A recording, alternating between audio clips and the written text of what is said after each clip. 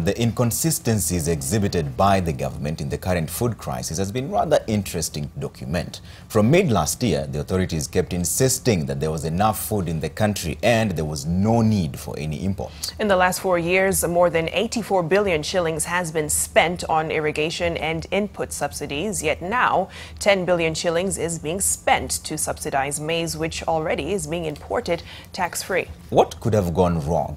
Can drought be the only reason for the food crisis? Our reporter Andrew Ochieng tries to answer those questions. For some time, it has been difficult getting the facts on the food security situation in the country. From last year, the government has claimed that there was nothing to worry about and that there was enough food in the country.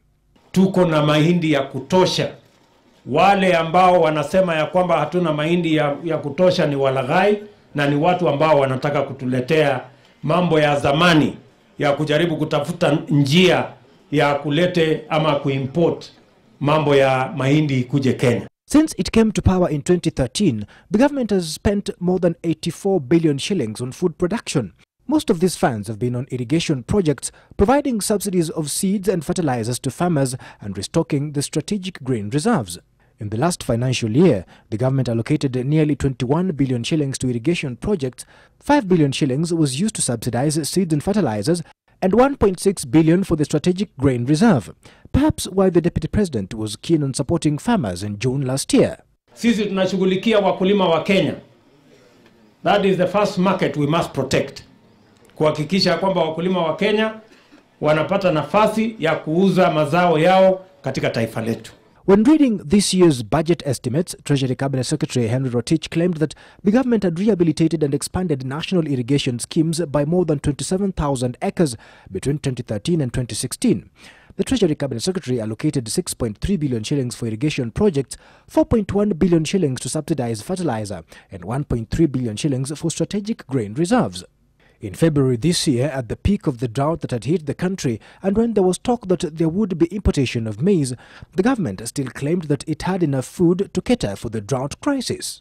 We have adequate stocks of food, not just here at the coast, but all over the country. The government has already rolled 1.6 billion shillings kitty to cater for Kenyans in strain, especially where they don't have food. And for the next 5 months, all the way to May, we are going to supply food items to the areas that are in need. When criticism from the opposition came that the government had not planned for the crisis, it has been met with a more detached mood, no longer keen to find out what had gone wrong in the last 5 years that led to the crisis that is there today. Tulikuwa na kiangazi kama hii 2008 tukaagiza chakula. 2009 tukaagiza chakula.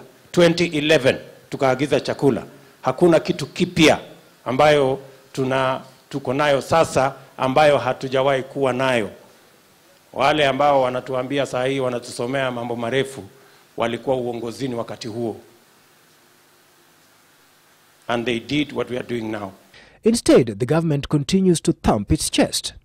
The highest yield in the history of maize growing in Kenya was in 2015, when we harvested 42.5 million bags of maize in Kenya.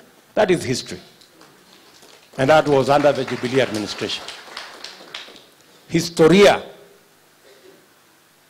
Katika historia ya kupanda miwa katika Kenya hii, the highest yield of sugarcane production in Kenya was last year, when we harvested 639,000 metric tons. It's never happened in the history of Kenya.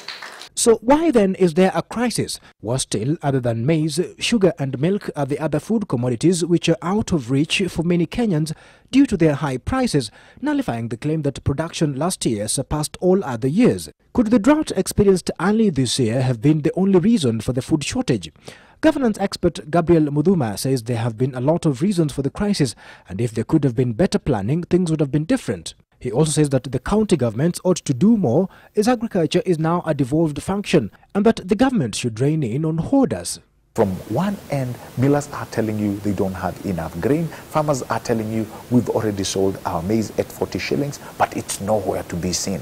Who is this person in the middle who is holding this maize? I have said it and I'll repeat it again. There is this person who does not own a farm and does not supply at the end of the day. And this is the middleman.